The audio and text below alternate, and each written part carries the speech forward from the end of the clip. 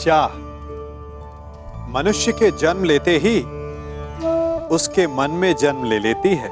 चाह जीवित रहने की, फिर प्रेम की, फिर आनंद की, फिर सफलता की। परंतु सबकी चाह पूर्ण नहीं होती।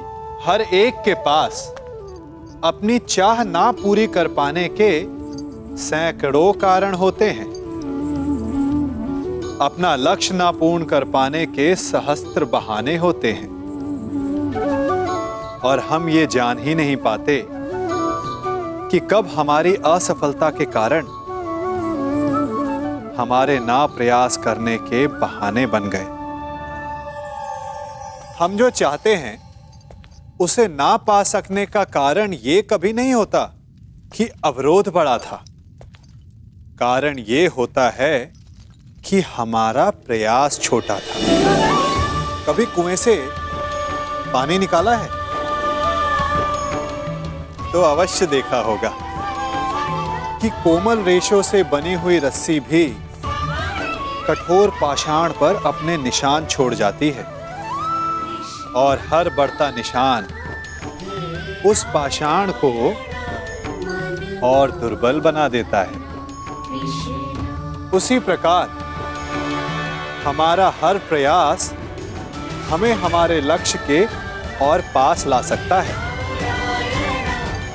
तो असफलता का कारण बाधा नहीं, प्रयासों की कमी। प्रयास कीजिए, फिर देखिए आप जो लक्ष्य चाहेंगे वो मिल जाएगा।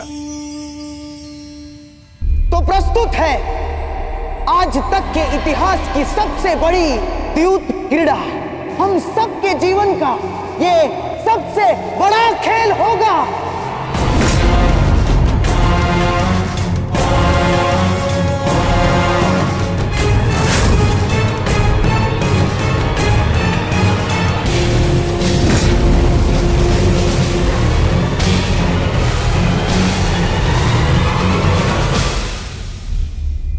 मैं आपको वचन देता हूं सम्राट, न केवल आपके लिए अपितु यहां उपस्थित सभी व्यक्तियों के लिए ये खेल अविस्मरणीय रहेगा। आज सारी सभा ये खेल देखेगी और कल सारा संसार इसकी चर्चा करेगा।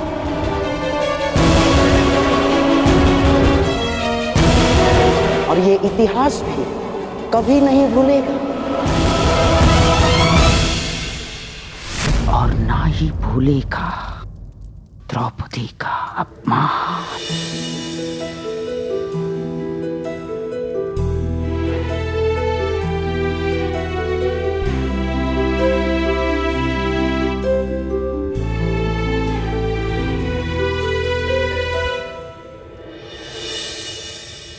धन्यवाद अंगराज, आपने मेरे कर्मों का दंड मेरे परिवार को ना देकर मुझ पर बहुत बड़ा उपकार किया है। मैं आपको वचन देता हूँ कि युद्ध के दौरान मेरा आह्वान करने पर मैं आपके बाण पर बैठूंगा, और जिस शत्रु पर भी आप मेरा संधान करेंगे वो जीवित नहीं रहेगा। अब मुझे आज्ञा दें। रुको अश्वसेन,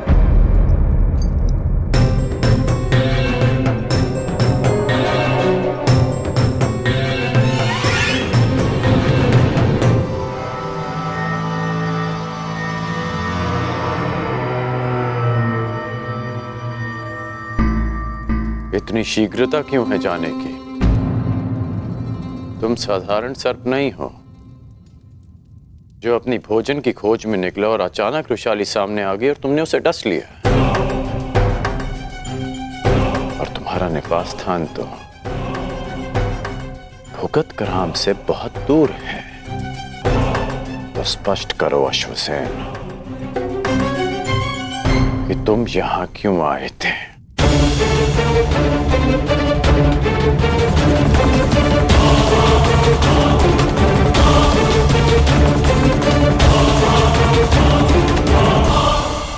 कहीं तुम्हें शकुनी ने तो नहीं भेजा?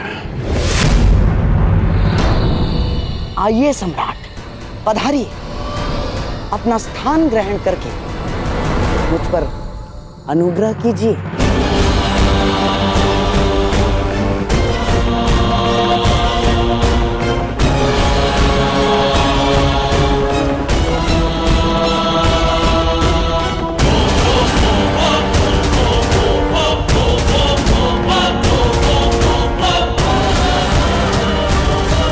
गांधार राज शकुनी हस्तिनापुर में पांडवों के विरुद्ध एक बहुत बड़ा षड्यंत्र रचने जा रहे हैं।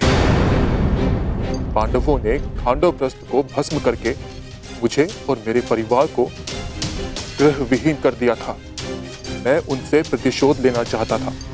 शकुनी ने आपको इस षड्यंत्र से दूर रखने के लिए मुझसे यह संधि की कि यदि मैं आपको युद्ध क्रीड़ा भवन से दूर रखता हूं तो वो पांडवों को इंद्रप्रस्थ से खदेड़ फेंकेंगे। आज गांधार राज युद्ध क्रीड़ा में पांडवों का सर्वस्व हर लेने वाले हैं। लीजिए सम्राट, आपके मनोरंजन का प्रबंध हो गया है और आशा है कि सभा में उपस्थित सभी का मनोरंजन होगा।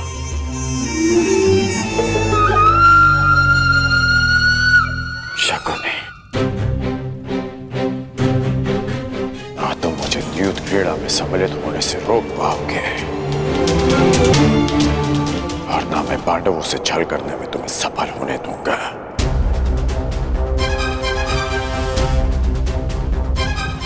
यदि पांडवों को पराजय मिलेगी तो वो युद्ध भूमि में, युद्ध में नहीं। मैं मेरे मित्र दुर्योधन का नाम इतिहास में कलंकित नहीं होने दूंगा।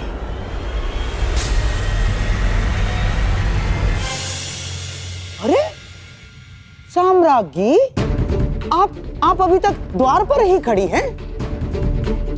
आइए, आपके बिना तो इस खेल में आनंद ही नहीं आएगा। आइए ना।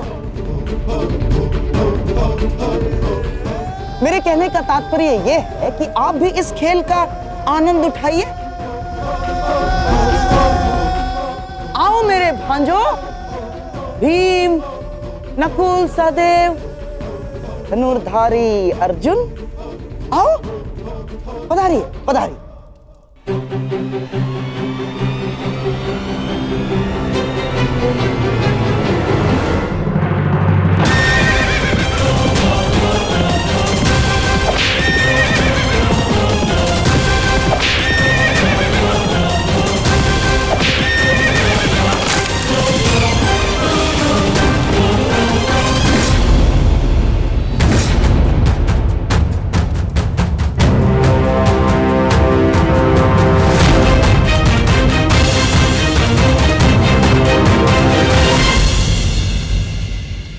सम्राट की जय हो। सम्राट, चौसर के नियम तो आपको ज्ञात होंगे ही।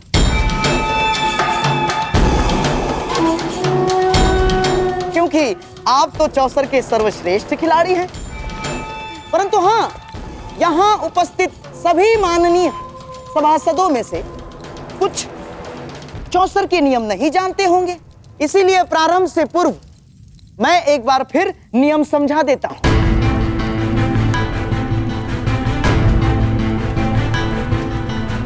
आपके और मेरे दुर्योधन के पास ये चार मेरू हैं। अपने अपने घरों में आपके पास से जितने अंक फेंकेंगे उतने ही घर आपके ये मेरू आगे बढ़ेंगे और फिर चौसर के केंद्र का एक चक्र पूर्ण करने के पश्चात ये मेरू चला जाएगा दुर्ग में, जिससे सारे मेरू सबसे पहले इस दुर्ग में जाएंगे। वो होगा इस पारी का विजेता। और हां, यदि मध्य में ही एक प्रतिद्वंद्वी का मेरू दूसरे के मार्ग में आता है तो उस मेरू को ध्वस्त माना जाएगा। आपने खेल के नियम तो भली भांति समझा दिए मामा श्री, परंतु खेल खेलने के लिए पासे कहाँ हैं? अति उत्तम सम्राट, अति उत्तम। अतिथि को निमंत्रण देने से पूर्व भोजन की और युद्ध पर जाने से पूर्व शस्त्रों की व्यवस्था करना बुद्धिमानों का लक्षण है। ये रहे पासे।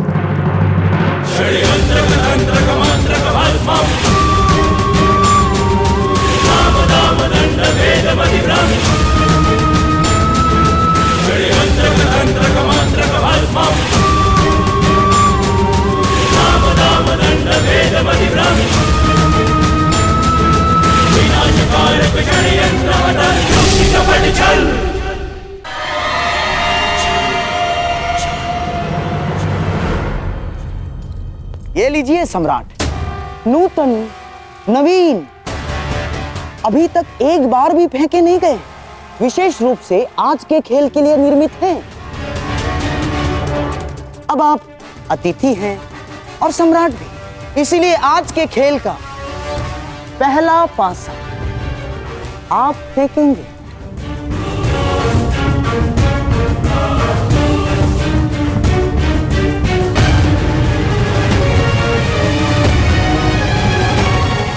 अब तनिक ये भी निर्णय कर लिया जाए कि दांव पर क्या लगेगा।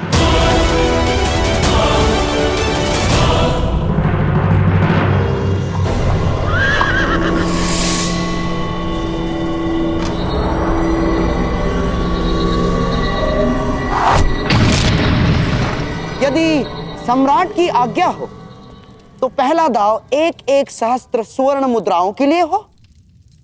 स्वीकार है।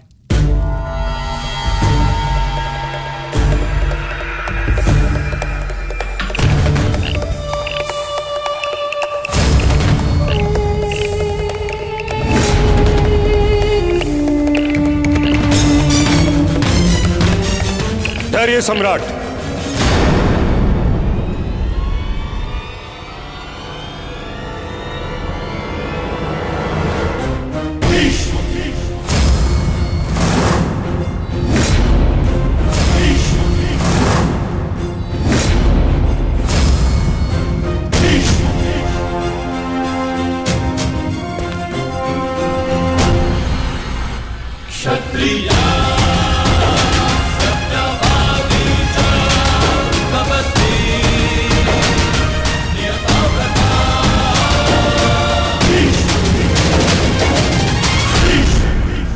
एक निवेदन करना है। आपका आदेश आज्ञा करना है पितामह, और मेरा पालन करना। आदेश दीजिए। यदि पौत्र आया होता तो मैं अवश्य आदेश देता, परंतु खेलने सम्राट आए हैं, इसलिए निवेदन है।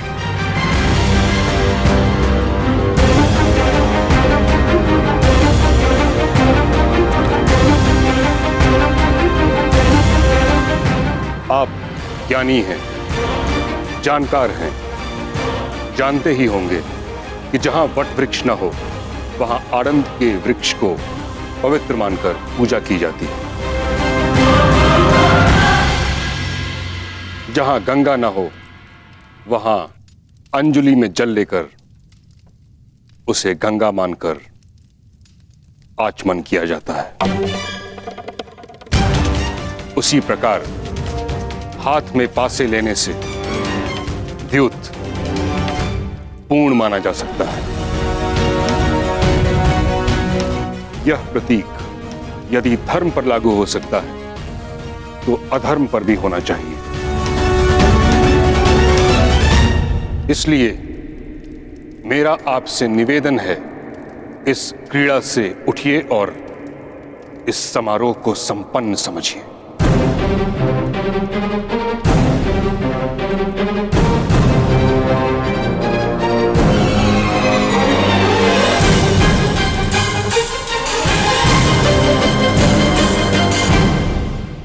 पितामह, अभी खेल प्रारंभ भी नहीं हुआ है और आप उसे रोकने को कह रहे हैं। कभी कभी तो रुक जाना भी आवश्यक होता है कुमार दुर्योधन। नीति में हर प्रकार के जुए को अधर्म समझा गया और जुआ भाग्य के अधीन होता है। भाग्य, धर्म, अधर्म, छल, पाखंड नहीं देखता। पासा जिस ओर पड़े भाग्य उसी ओर मुड़ जाता है। इसीलिए धर्म केवल पुरुषार्थ में है।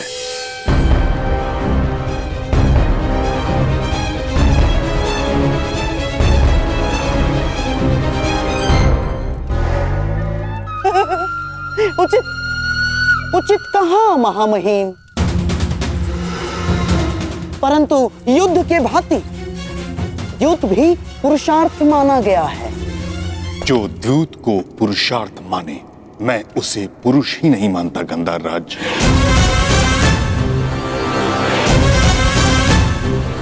द्यूत जुआ है और जुआ एक व्यसन होता है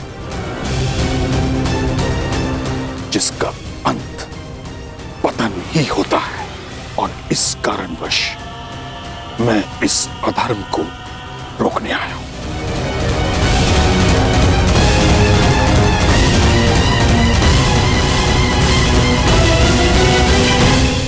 ना, नहीं महामहिम, अब आपसे विवाद कर सकने का ज्ञान मुझ में तो नहीं, परंतु इस सभा में स्वयं सम्राट युधिष्ठिर से बड़ा धर्म का मर्मज्ञ कौन है?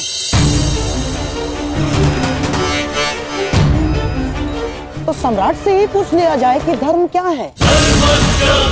कहिए धर्मराज, आज के इस क्रीड़ा के विषय में आपका धर्म क्या कहता है?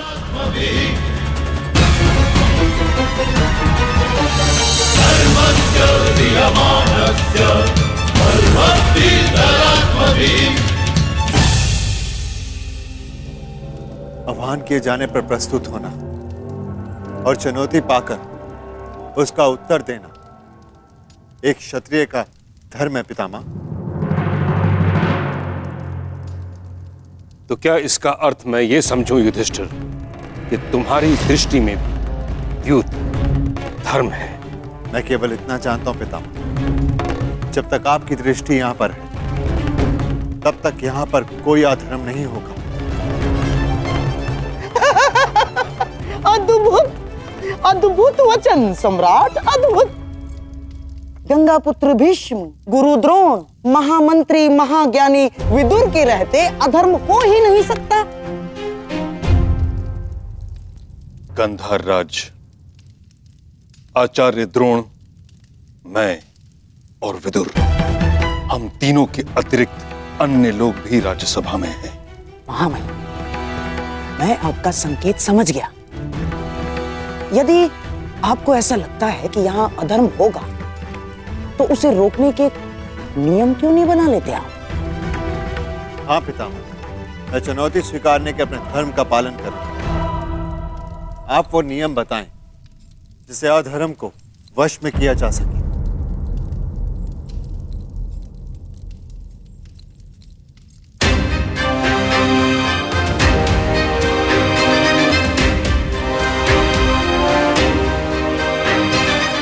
ठीक है, तो सर्वप्रथम कोई भी प्रतिद्वंदी दूसरे प्रतिद्वंदी को आगे खेलने के लिए विवश नहीं करेगा।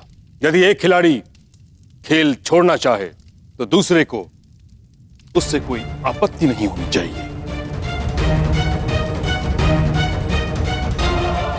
परंतु पितामह, बोलो दुर्योधन, तुम केवल अपने पितामह के समक्ष नहीं बल्कि हस्तिनापुर के सिंहासन के संरक्षक और प्रमुख सेनापति के समक्ष हो। समझ गए? स्वीकार है महामहिम। और कोई नियम? कोई भी प्रतिद्वंदी केवल वही वस्तु या संपत्ति दांव पर लगा सकता है जिसका वो स्वयं अधिकारी हो। दामा, कैसे कड़े नियम? आप खेल खेलने देना चाहते भी हैं या नहीं? मैं तो पहले से ही इस खेल के विरुद्ध था, परंतु तुम अगर नियमों का पालन नहीं करना चाहते तो इस क्रीड़ा को समाप्त समझो।